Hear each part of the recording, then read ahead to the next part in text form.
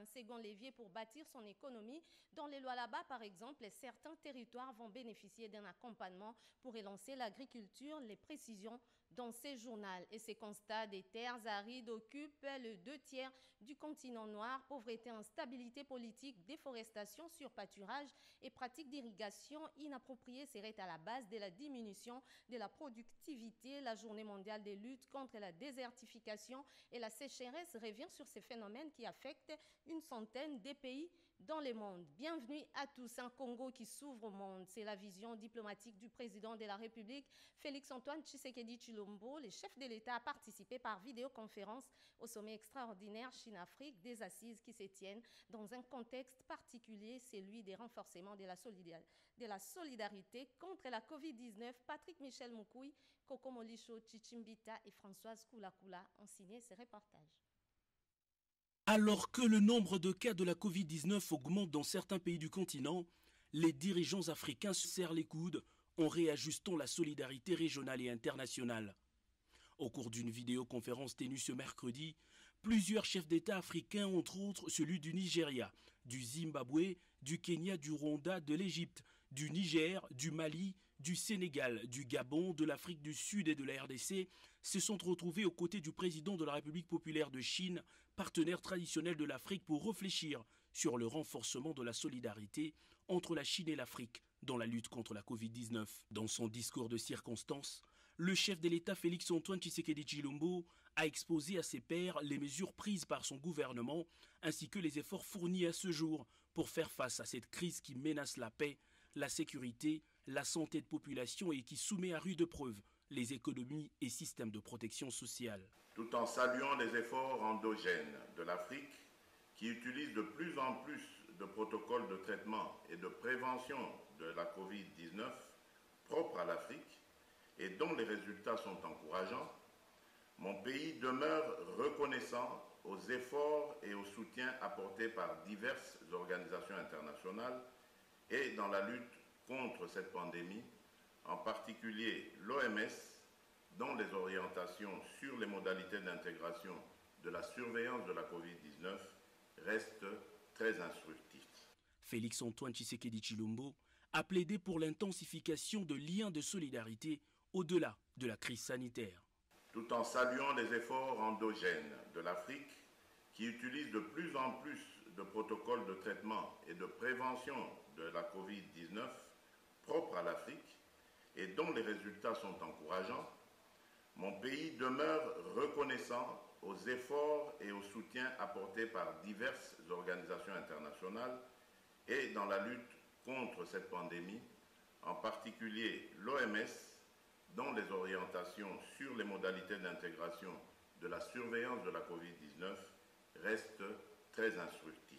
La coopération mondiale et régionale ainsi que la solidarité entre peuples demeurent une priorité dans la lutte contre cette pandémie, a précisé le chef de l'État congolais. Le sommet extraordinaire Chine-Afrique sur la solidarité contre le coronavirus a également connu la présence du secrétaire général des Nations Unies, du président de la Commission de l'Union africaine et du directeur général de l'Organisation mondiale de la santé. La République démocratique du Congo importe plus et produit moins. Les programmes agricoles d'urgence d'intervention post-Covid-19 est enrichi de nouveaux éléments. L'objectif pour les premiers ministres Sylvestre Ilunga Ilunkamba est de mettre fin à la dépendance alimentaire. Les détails dans ces reportages signés Françoise Bouelabouaki et Pompon Oumba. Le programme agricole d'urgence d'intervention post-Covid, ce projet phare du gouvernement Ilunkamba, occupe les premières loges des priorités sur lesquelles travaille l'exécutif central en cette période de crise sanitaire et économique. Encore ce mercredi 17 juin 2020, le Premier ministre Ilunga Ilunkamba a réuni son équipe pour poursuivre l'évaluation de ce plan qui consiste à redynamiser le secteur agricole congolais. Il est également question d'encadrer la production des paysans, leur donner la possibilité de produire davantage et porter cette production sur les marchés de consommation intérieure.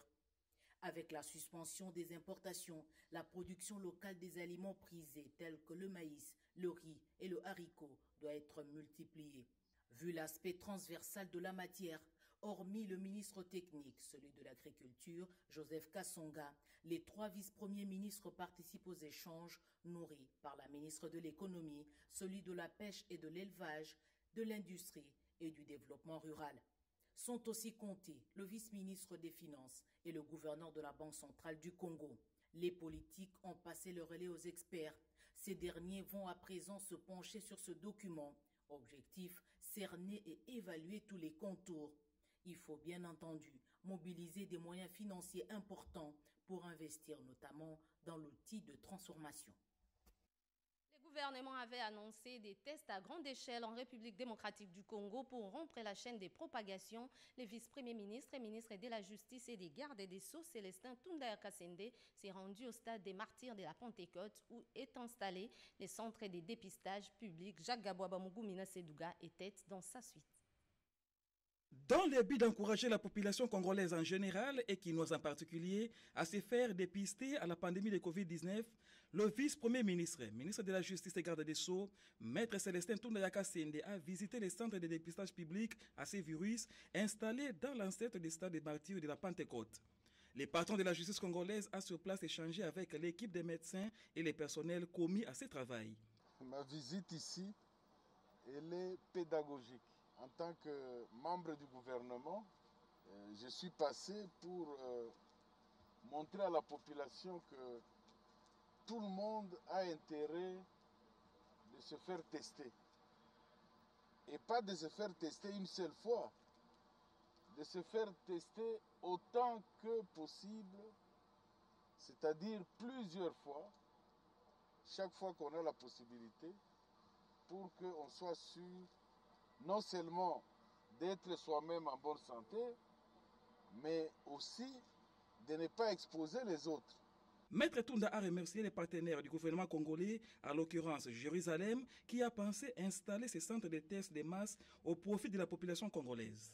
Je suis venu voir le travail que un des partenaires qui aime le Congo, il a placé ce centre de tests de masse pour permettre au plus grand nombre, même ceux qui sont dans les véhicules, même ceux qui viennent à pied, ils peuvent se faire tester dans de bonnes conditions, sans précipitation, pour connaître l'état de sa santé actuellement.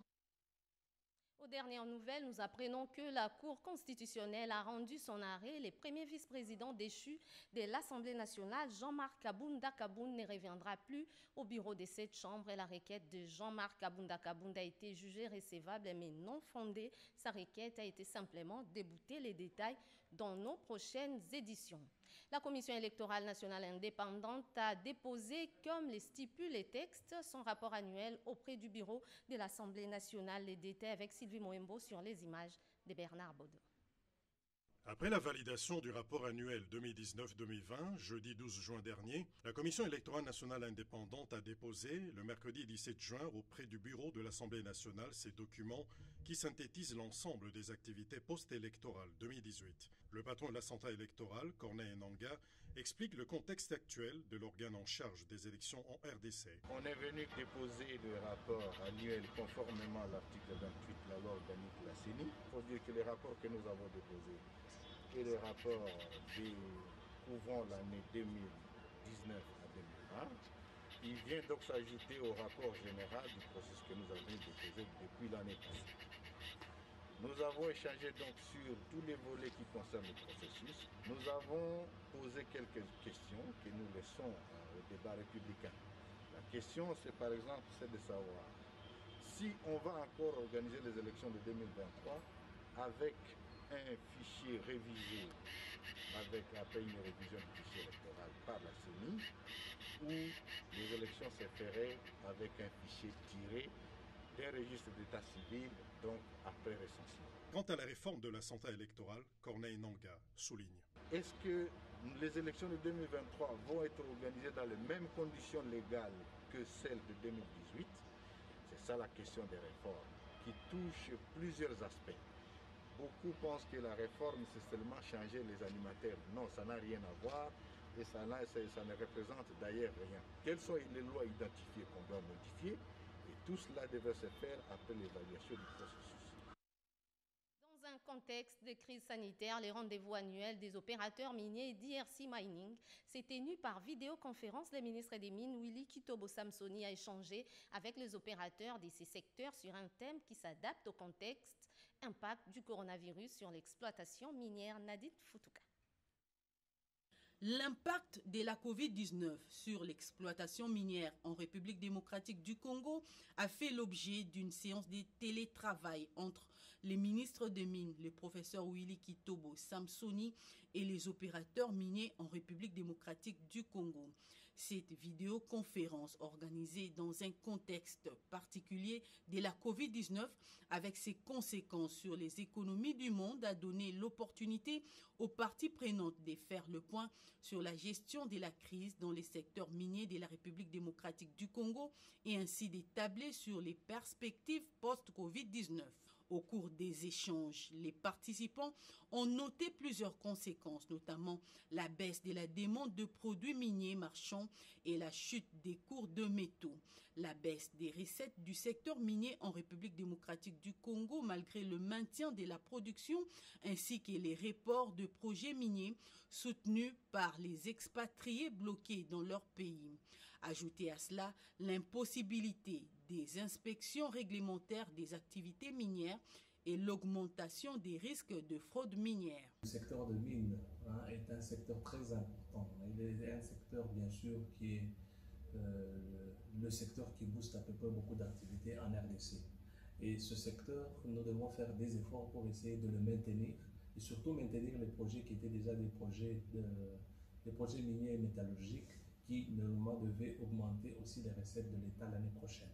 Et donc, avec la plupart des panélistes, nous étions en train de discuter sur tous ces problèmes de comment, après le Covid-19, on pouvait reprendre le développement du secteur de mine en RDC et surtout, qu'est-ce que nous pouvions prendre comme mesures pour continuer à attirer les investisseurs.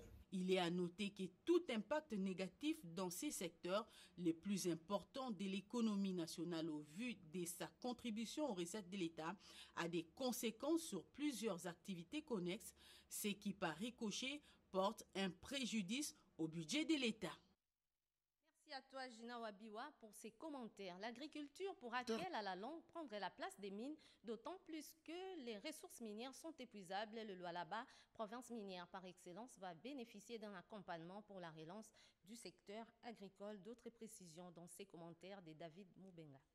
Minier aujourd'hui en plein essor dans la province du Lualaba doit permettre de relancer les autres secteurs en vue de la diversification de l'économie. Le secteur agricole commence déjà à sortir de la léthargie avec cette belle initiative réalisée en Kando dans le territoire de Lubudi. Mais ce n'est pas tout. Il est nécessaire d'étendre cette expérience à d'autres territoires de la province du Lualaba. Tel est le souhait de l'honorable Venance Lutongo Mouyeye, député national honoraire.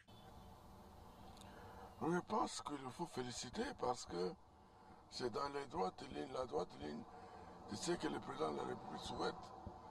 Éviter, quitter un peu les miniers, entrer dans l'agriculture. Là-bas, c'est agro-pastoral. Ce sont des actions qu'on devait mener depuis longtemps. Maintenant qu'on a commencé, il faut continuer. Il faut encourager ceux qui sont dans l'agriculture pour aller au-delà de cela. Venance Lutongo Mouyeye propose un partenariat public-privé qui, jusqu'à ce jour, n'a pas encore trouvé une oreille attentive de la part des autorités tant nationales que provinciales.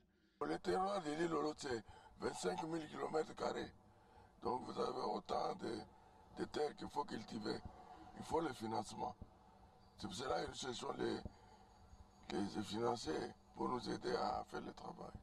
L'Ilolo, c'est le maïs, c'est le manioc, c'est l'arachide, c'est le coton en son temps.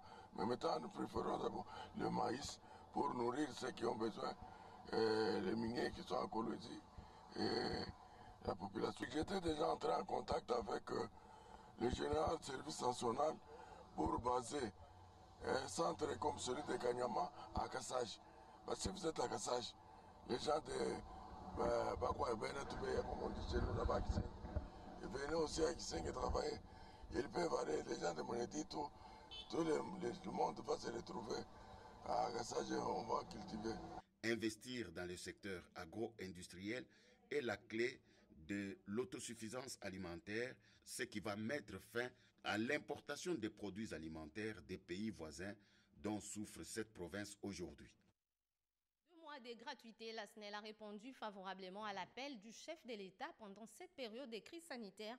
Le ministre d'État, ministre des Ressources hydrauliques et électricité, Eustache Muhandi Mubembe, a présidé une réunion d'évaluation à laquelle a pris part les staffs dirigeants de la SNEL, conduits par son directeur général Jean Bosco Kayombo Kayan, Mireille Ndeke et Fiston Wavingana pour les comptes rendus.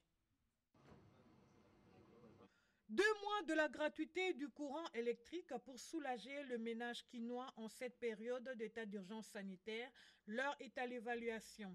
La réunion de ce mercredi, présidée par le ministre d'État en charge des ressources hydrauliques et électricité, Maître Eustache Muhandi Mubembe, accompagné de son vice-ministre Papi Pungulamba et tout le staff dirigeant de la SNEL, dont le PCA Alain Atundu Liongo, le directeur général Jean Bosco Kayombo et le DGA Fabrice Moussinde, a passé en revue les conséquences techniques, commerciales face à la Covid ainsi que le problème à affronter.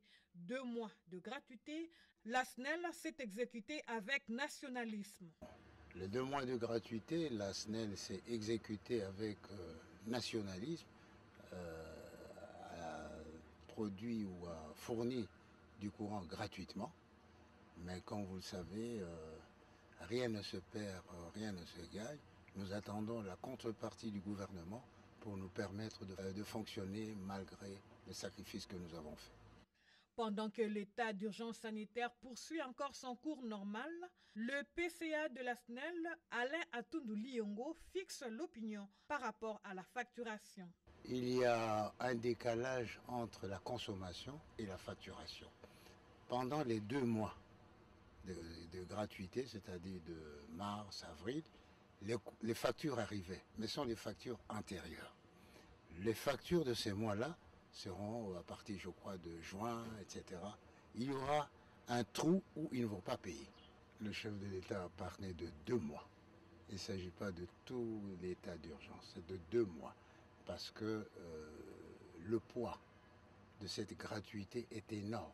Et il ne faudrait pas qu'elle puisse entraîner la non-fourniture du courant aux clients que nous voulons servir. La SNEL réitère son engagement à desservir les courants électriques sur tout le territoire national. Autour du thème aliments, fourrages et fibres, la journée mondiale de la lutte contre la désertification et la sécheresse touche les domaines vitaux de notre existence. Le ministre de l'Environnement et du Développement durable, Claude Nyamugabo Baziboué, s'est adressé à l'opinion nationale. Il est au micro de Lopez Kakouba-Loris. Chers compatriotes, le 17 juin de chaque année, la communauté internationale célèbre la journée mondiale de la lutte contre la désertification et la sécheresse. Cette journée constitue une opportunité de rappeler à chacun qu'il est possible d'endiguer la dégradation des terres grâce à un engagement fort de toute la communauté et à tous les niveaux. La désertification n'emporte pas seulement la transformation de la terre en désert, mais elle vise également la dégradation des terres suite à divers facteurs, parmi lesquels les activités humaines et les variations climatiques. Il est donc important d'axer nos efforts sur les changements des comportements pour faire face aux 10 facteurs. Le thème retenu cette année est aliments, fourrage, fibres, thème qui interpelle sur le lien intrinsèque qui existe entre la production, la consommation et les terres. La commémoration de cette journée coïncide cependant avec la période difficile que traverse l'humanité confrontée à la Covid-19, une bonne compréhension des droits, des avantages et de la responsabilité de tout un chacun pour une gestion saine et efficace des terres peut valablement aider à faire face aux retombées de cette pandémie.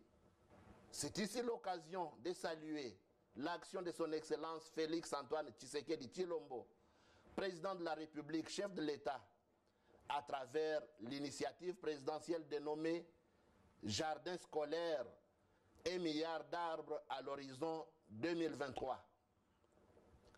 Action que le gouvernement de la République, conduit par son Excellence Sylvestre Ilunga Ilunkamba, Premier ministre, s'attelle à matérialiser.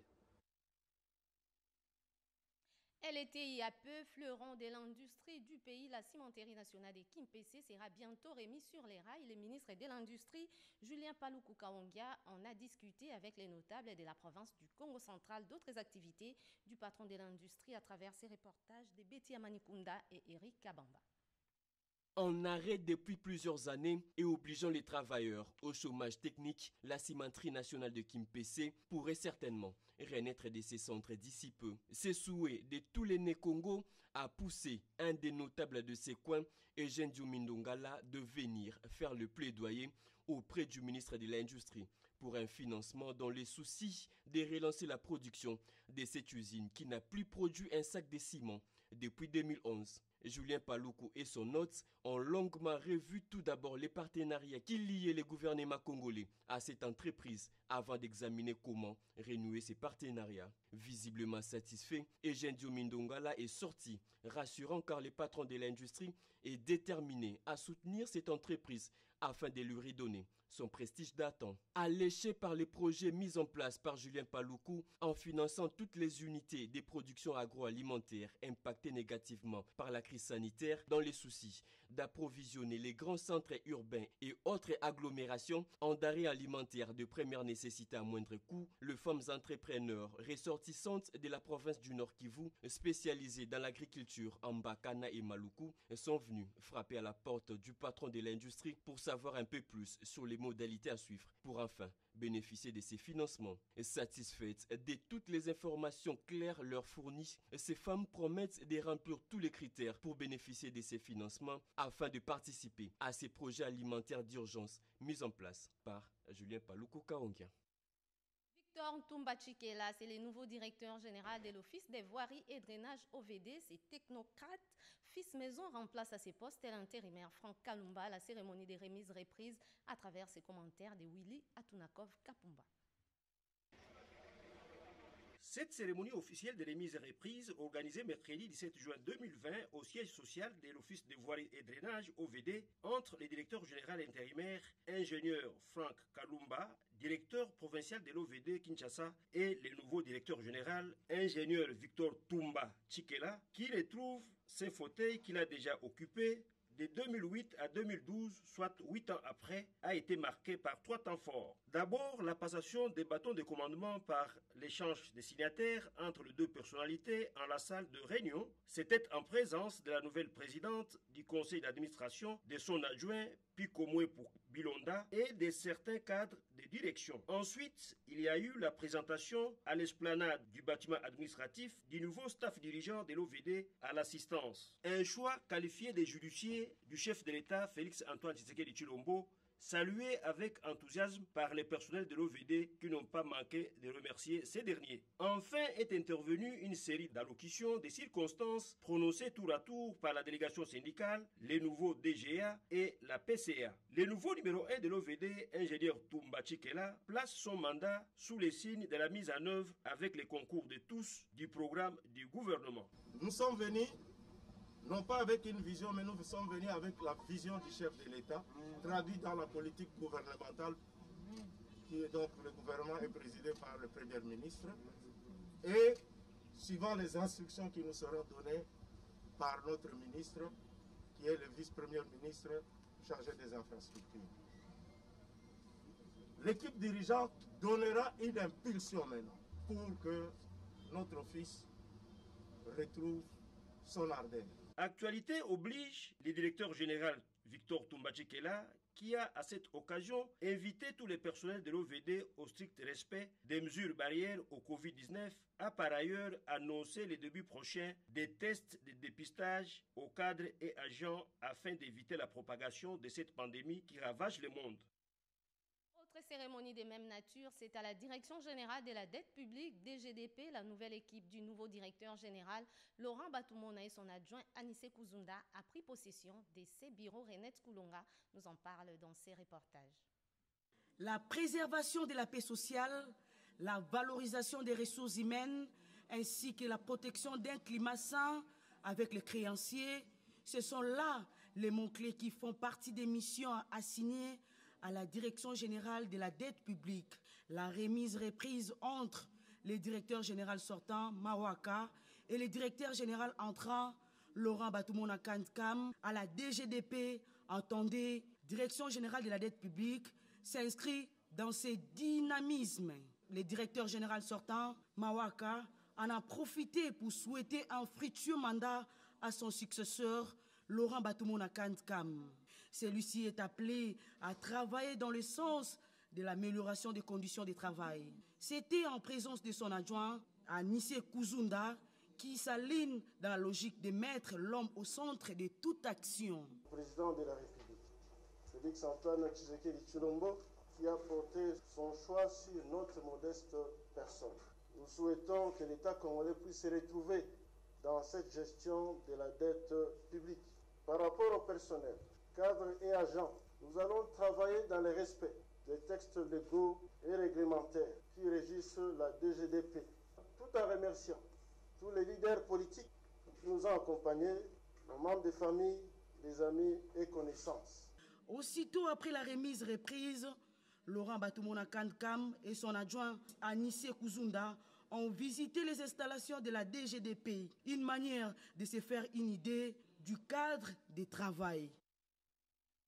Beaucoup plus efficace, l'autorité des régulations des marchés publics compte installer des directions provinciales et pour y arriver, une série de formations est initiée à l'endroit du personnel de l'ARMP sur les systèmes des commandes publiques en République démocratique du Congo. Marie-Louise Mbela pour les reportages.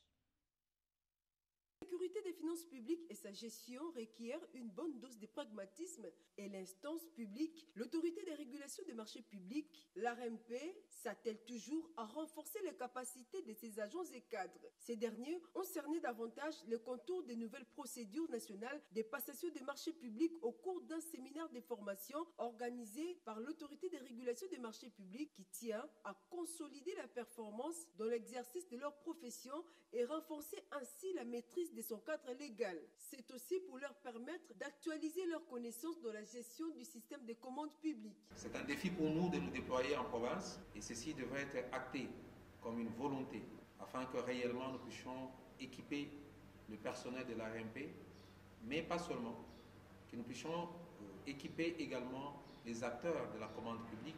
Mais ma préoccupation est plutôt de vous encourager, vous, les futurs agents de l'ARMP, mais également tout le peuple congolais qui suit, d'accompagner réellement ces organes qui seront bientôt actifs en province, la direction de l'ARMP, les directions provinciales de contrôle des marchés publics, ainsi que les cellules de passation des marchés publics en province, pour que les deniers publics soient dépensés selon les normes et selon l'arsenal que nous avons actuellement.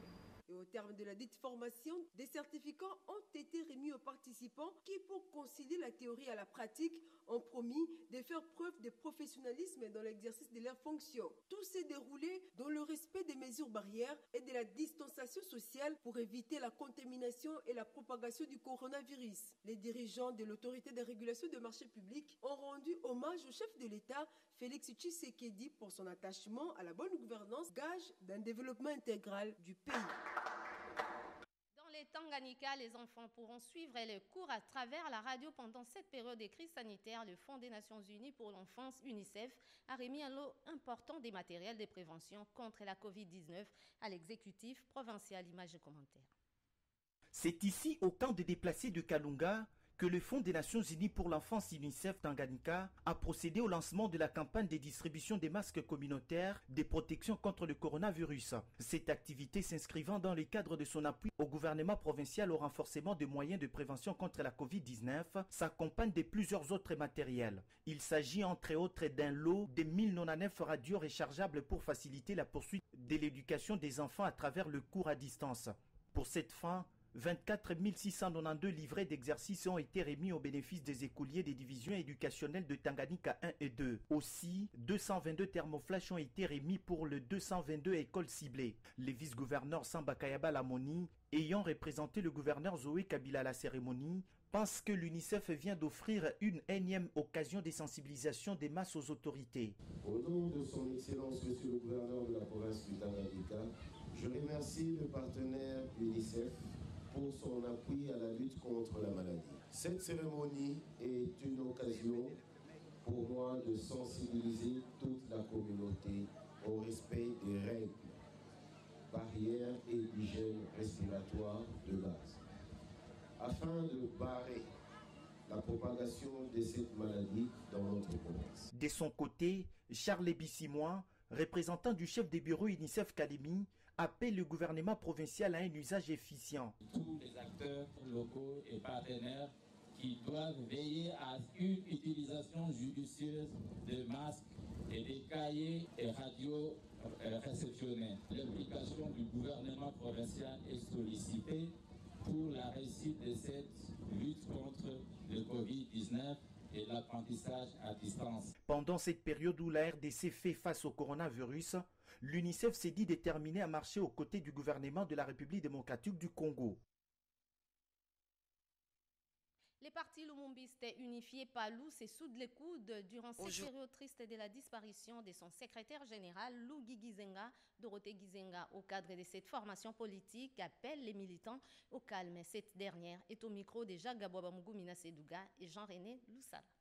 Aujourd'hui, le mercredi 17 juin, la première chose est que nous avons un événement culturel le matin. Par la suite, l'après-midi, donc les dignitaires, les différents dignitaires qui vont venir présenter leurs condoléances. Et demain, c'est l'enterrement proprement dit, où nous allons faire une procession à partir de la clinique Galiem. Il sera inhumé en nécropole selon la demande de ses propres enfants et de l'épouse. L'organe supérieur du Parti Lumumbiste Unifié, c'est le Congrès. Et selon nos textes, seul le Congrès peut en décider du leadership du Palou, donc du secrétaire général. Et le secrétaire général est élu durant le Congrès. Au décès du secrétaire général, le patriarche Antoine Gizenga, il y a eu un vide qu'il a fallu combler jusqu'à ce qu'on aille au Congrès. Donc ainsi, on a nommé Lougui, qui était secrétaire permanent, secrétaire général AI. Lui, à son tour, a nommé une commission pour la préparation du Congrès. Donc il y a un processus qui doit se suivre où nous appelons à un Congrès et dans les circonstances actuelles où nous avons eu une double perte inopinée et très inattendue, il faut que nous proposons d'aller à un congrès extraordinaire. Parce que les congrès ordinaires, réguliers, exigent beaucoup de travaux. Elle fut simple monitrice en 1968 à l'Athénée des Kalina. Marie-Josée Monguizo a eu l'honneur d'avoir comme élève à la maternelle Félix-Antoine Tshisekedi Tshilombo, actuel président de la République démocratique du Congo. Cédric Eninambo nous fait les récits d'une monitrice heureuse de son passé. Revoir sa monitrice de l'école maternelle après plusieurs années, on ne peut que s'en émouvoir. Marie-Josée Monguizo fut monitrice en 1968 à l'Athénée de Kalina, l'actuel Athénée de la Gombe. Cette septuagénaire a connu une étoile dans sa classe, la maternelle, entre 1968 et 1969. Félix-Antoine Tshisekedi, fils d'Étienne Tshisekedi, fut alors son élève. Elle en garde encore des souvenirs indélébiles. Cette chaise et cette table en bois presque restent le seul témoignage de son passage. L'on peut déduire que c'est sur ces bois qui a résisté à l'usure des temps qui s'asseyait l'actuel président de la République. L'image est encore vive dans les souvenirs de Marie-Josée Moguizo qui évoque ici un enfant modèle. Azalaki calme, Azakulata toujours 3 pièces. Il était calme. En plus, il s'habillait toujours en 3 pièces et très propre. Ce n'était pas un dérangeur. Les enfants de la maternelle dérangent beaucoup, mais pas lui. Félix était déjà à cet âge un modèle. Personnellement, j'ai enseigné plusieurs enfants des personnalités de ces pays. Bana secrétaire général na INSS. Natangisa bana ya Kisombi. Natangisa bana mwana ya Viki Longumba. Ces souvenirs, elle en a partagé à ses enfants. Elle nous relatait comment il venait à l'école. Il venait toujours en 3 pièces, parce qu'à l'époque, les élèves ne portaient pas les uniformes comme aujourd'hui. C'était en tenue civile. Voilà, c'est qu'elle nous disait souvent. Donc, en gros, c'est ça. Maman, de temps en temps, elle nous parlait de Félix Tshisekedi, tant que son enfant qui était à l'école maternelle. Et aujourd'hui, il est devenu président de la République. Nous disons gloire à Dieu. Sa lettre d'affectation de l'école des monitrices de Bokoro dans le Maïndombe, des Sœurs de l'Enfance de Jésus, en 1966 à 2020, plusieurs années se sont écoulées et la retraitée n'a jamais touché à ses droits les plus légitimes, sa pension. Marie-Josée Moguizo s'est dit heureuse tout de même d'avoir conduit les premiers pas du premier citoyen de la République. De ce journal réalisé par Bijou Katarissi et Ramadan Poki, Sylvie Makumbani a concouru à sa rédaction. Madame, Messieurs, merci à vous de l'avoir suivi. L'info continue sur nos antennes. Gueti Omatukumatete revient à 20h et dans l'entretemps, passez une agréable soirée sur la radio-télévision nationale congolaise. Au revoir.